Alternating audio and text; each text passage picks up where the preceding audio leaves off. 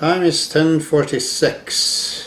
Today is 29th of March 2012. Oh God, time is passing a lot faster as you're getting closer to the destinations. My destination, by time measures, is the contract that would have to come to an end. Living in this elusive life. Today I'm going to be speaking about some very strange topics, which, by the way, I have not spoken a little bit. Maybe I spoke before.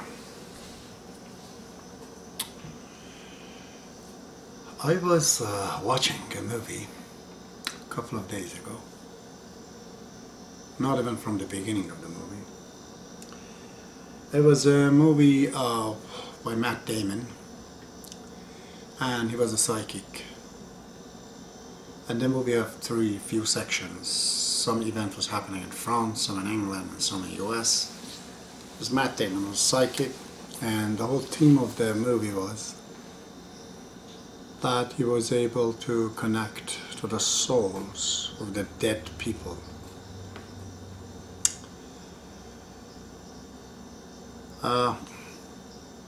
At the end, I looked at the movie. It was, I think, either directed or produced and directed by our own famous Clint Eastwood. I grew up with Clint Eastwood as a child. From a distance, I saw him on the screens. I've seen few movies. I liked that Pale Riders. The story was nice, and he was depicting a good, real spiritual man.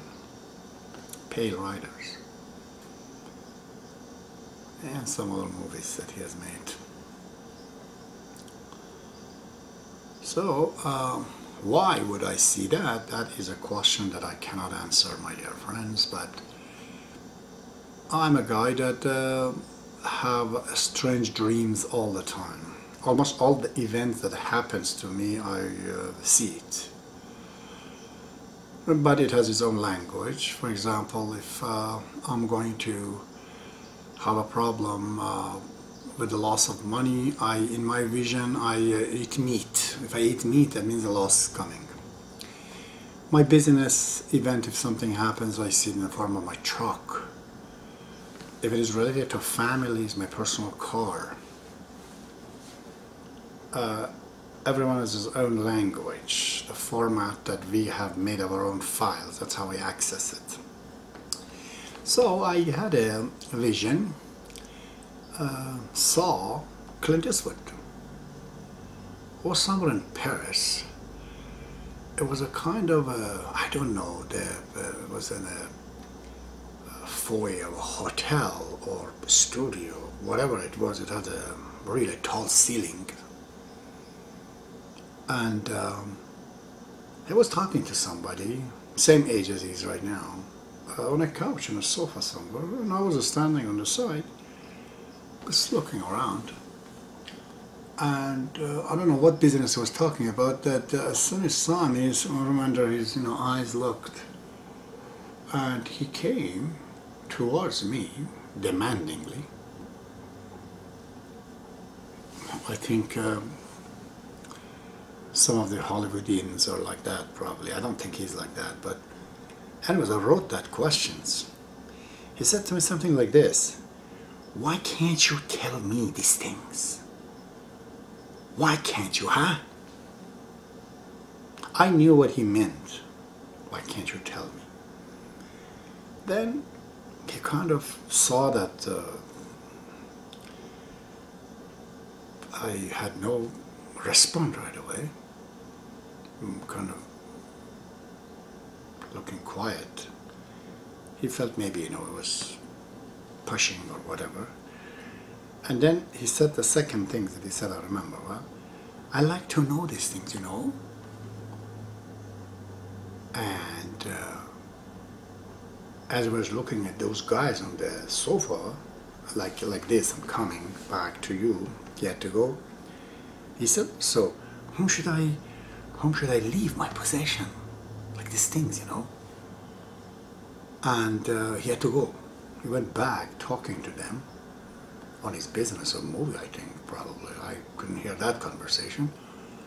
But he was just looking underneath, you know, my eyes. That's pretty strange that I see this. You never know what's in the heart of people. I'm of the firm opinion of the word of Jesus Christ that for the rich and wealthy to pass through to the spiritual realm, it is really like a camel through the eye of the needle. But Baha'u'llah has been a bit more gentle towards the rich people. He says that you could even have a golden furniture in the house. That does not stop you from being a spiritual. As long as you know the order of priority, what's the most important things in your life. But if it happened that God gave you the opportunity and you were a farmer, I don't know, you just made millions and billions, not by stealing from people, simply your farming business or your movie or like Mr. Bill Gates, his money is totally good money because he produced such an expensive product, millions of dollars, sold it to people for a few dollars. A movie takes an hour and you forget it. Most of the time it's misleading, but his products, which Windows, are really changed the life in the planet. So that's an example of a person who can make good money, not necessarily always stealing. So this is why sometimes I could see, I think of the big people that I have seen in my vision, a lot of them. I've seen the old Shah of Iran. I've seen several times Mitt Romney asking me for help. I left few messages, but my God, it's not going to go to him anyways. So I got up from the visions and I thought I should speak a little bit about this psychic power and this coffee readings and speaking to the dead soul. So how do I have to do that, as is my system? I have to give a general public account about this. The first question that he asked, why can't I tell him? I don't know. This could be the answers of a lot of people, that why can't I tell them? The answer is this. A lot of time you're asking questions that you're not capable to receive the answer. For example, a little child asks, Daddy, how was I born? And how old is he? 5 years old. There's no way that you can tell him how he was born, and it would be abuse if you tell him the truth. Or somebody else, you know, ask the question. Questions are sometimes easy, but it's only the right questions if you're capable of receiving the answers. But this is why that certain people, I'm not saying him, if he's listening, but certain people, they ask a question, but they're not able to receive the answer. They just do not have, they have not developed. It's like a person who is in the womb but doesn't have ears yet, doesn't have eyes. You can't talk, you know, to them. They're too small for these questions, for the answers. The second thing is that people like Clint Eastwood, in particular, that I have seen, he seems to be a foxy guy. I think he's the mayor of some town or something. But a lot of you guys, you've gone too far up. God, the truth, is with the majority of the people, or poor people, ordinary people. I'm in the city. You guys, you know, living in a mountain, some places very hard to come by. So that's why you made it very difficult to do this. Now, let's go back to the topics. In the case of Clint Eastwood, let's be more general.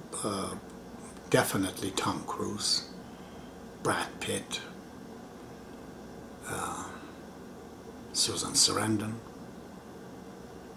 especially Jane Fonda, they're absolutely capable of understanding these topics, except they can't find me. I'm, like a needle in the haystack. How are they going to find me to tell them? And when these general messages will never go to them, or it goes to them and it's too late, I'm gone out of here. So let's go back to the topic about this psychic business and reading and this and that. This thing has happened to me. I think I was 17, 18 years old. I was teaching Baha'i faith in Iran. And there was one Armenian, who's Christian, a carpenter, who was living in a street called Anushiravan in Majidiyeh of Tehran. And he took me to his mother, who was in Lalezar, someplace in Tehran. I was, I think, close to a movie theater called, I think, Crystal in Lalezar. Upstairs, it was a old apartment. His mother was an old lady, it was there. She told me during this coffee, and I drank, and she looked at it and said that, oh, I see you're passing through the big waters. I see that at age 50 you will have a surgery, you don't die. And people on both sides are trying to attack you as you're going. But there's a bird on the top of your head, always it defends you from these attacks. And that you live a long life. Well, I think it came true because I came to the United States, big waters, she said, you pass, and surgery happened actually. I broke my back at age 50. I'm okay now. And I hope the last one that I'm going to live too long doesn't come through. I'm not so much worried about dying as I'm worried about being old, too old. I don't like to live that long. Really, I don't. But the contract is not in my hand, it's in our Father's, So I remember also in Prince George when I was 15 years ago, maybe, yeah. There was a guy, Mr. Kalfas, I think, the white man, younger man too. He read some tarot card, which I didn't ask him, but he wanted to. So he said that I'm going to a very complicated matter, which we all know, this is the story of guardianship. And he says very, very, very, very difficult things, but it will come to a good end. Okay. But these people, when they see these things, they don't know what it means. They only see things, okay? These things are true, by the way. But it's not exclusive to one person, that we call him a psychic. Everyone can do that. Most of us can do it when we're sleeping. When you're sleeping, I always said it's like a color yellow and blue. Yellow soul, blue is yellow body, and the blue is soul. When they go together, they make green. So that's the position I'm in right now. But as I sleep, these two colors go away, not completely separated, a little bit here. So you can see green in the center, which means I'm alive. But most of it is yellow and also blue. Yellow means dead. Why? Because I'm like dead. If you talk to me when I'm sleeping, you can't hear me. You can't. Show me something, I don't know it. I am half dead in a way. By the same token, my soul is not here, it's somewhere else, which is not aware, by the way. There's no where. It's a different, higher state. It's right here. It's like plant doesn't know we're here. Cat thinks we're another cat. Souls are like that, they're here, but where we are, we can't see them. They cannot be seen anyways. The people who become psychic, the same thing that we in the dream we see, it happens to them when they're alive. It's like a daydreaming almost. And they can't decide about it. It suddenly happens to them, an episode. Usually it's a quick one. Sometimes they sit down on a chair or something, the episode might go a few seconds, 10 seconds, 20 seconds sometimes, or a couple of minutes at the most. But it's the same thing that when we sleep. So there's no difference. The same thing is about this things such as card reading, or they see things that they say, but what it is, they do not have an understanding of it at all. It all has to be interpreted by the person who knows. Okay, and it's very difficult to find a person to know. There's conditions involved. The most important part is that do not be misled that having this kind of a power, that you could see the future or as a psychic to see things, it doesn't mean you're a spiritual person at all. No, it just was a proof that existence of the soul exists. These people have no control on what they see and what it means. Abdullah said something very amazing. He says, one of these Persians, I don't know, it was an Indian or somebody, there's some kind of these voodoo things in Iran called Jafr. He says the science of Jafr, you know, genies involved and whatnot. The guy actually found the date that the promised one will come. He found out, and he believed in himself. But when promised one comes, which is the Bab in 1844, the same man did not accept Bab. So you see, to be a spiritual has got nothing to do with these things. A person could be a spiritual and never have a dream. It's possible. So what's the spirituality? I've spoken about this before. It's the collections of those great qualities of giving, of bravery, of humbleness. It's the main thing, to be humble. The moment you're arrogant, you have a cold in your head, you know, can't breathe well. Humbleness, humility, bravery, telling the truth, not being afraid, protecting the poor, protecting, you know, the transgressed ones, the wronged ones. Those are the qualities. And that too, we have lexicons and dictionary who say that guy is a brave and this is not really gives any fruits unless it circles around a center of the truth, which today is Baha'i. Once was Jesus Christ, the other time was Muhammad, sometimes was Buddha, and the other time was Krishna, or the Aryan messenger of God, Zoroaster. Aryans, people, they don't know about him. So there is a center for the truth.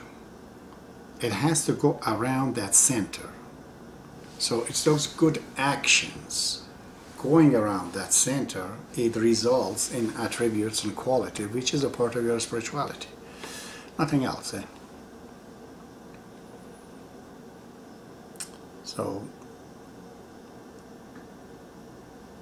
if we become a spiritual, which is to activate a part in our system that we're not used to it. Have you noticed we're all vegetables because we grow like vegetables, our hairs?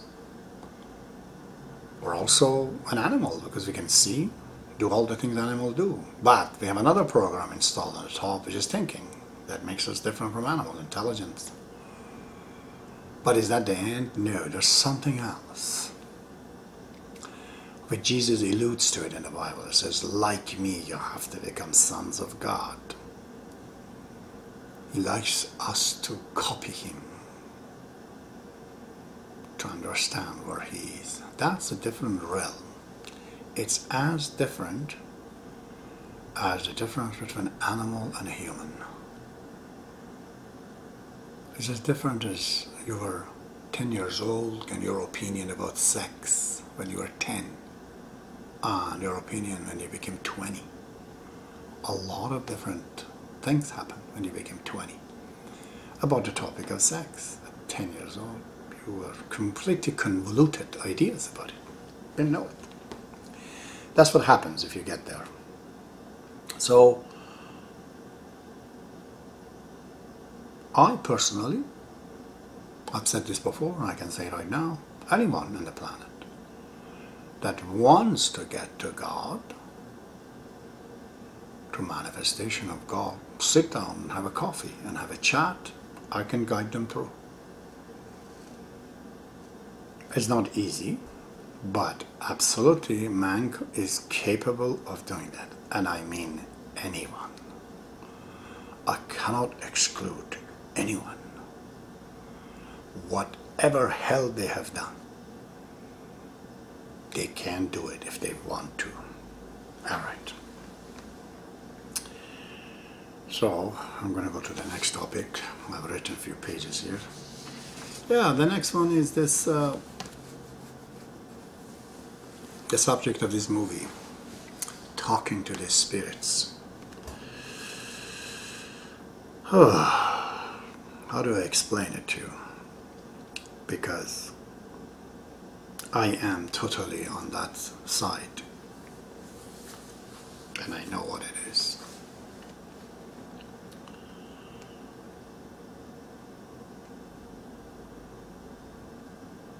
When a person is sleeping in a room, can you communicate with him? Can you talk to him? Tell him, hey, Clint, get up. I won't hear it. Show him a picture. Sometimes when touch him, they won't know. That's how difficult it is to communicate with souls. We are in totally two different states. It's impossible. Can you talk to the baby in the womb? Okay, baby. How much baby can understand, you think? It's in the same life. You're here. There's a separation between you and the baby. This is the wall. What's inside? You can play music really loud and you can see baby moves. Doesn't understand it, but if baby's grown up, really about to come though. The sound, you know, it develops ears, sounds, and then put them really in bright light. You could see, you know, reacts. But that hard it is, eh? So, therefore it's all hocus pocus, okay? Don't tell me that somebody talks to the souls. It's not possible. Not just like that anyways, okay? There are higher power that they can convey the messages sometimes. So,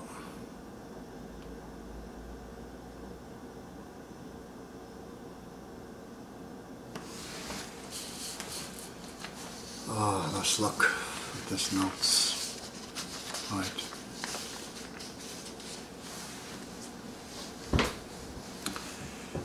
There's two problems really.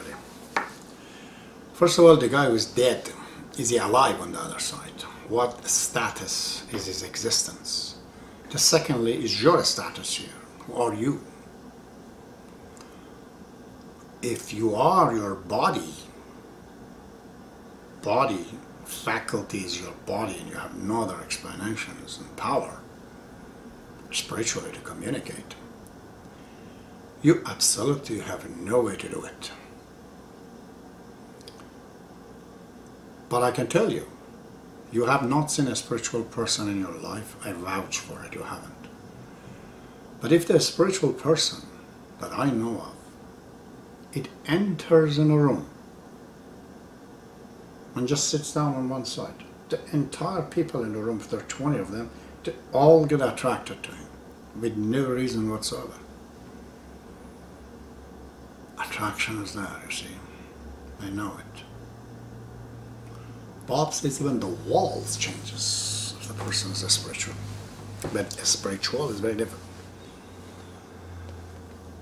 So an ability requires both for the person here and the person on the other side to do it. So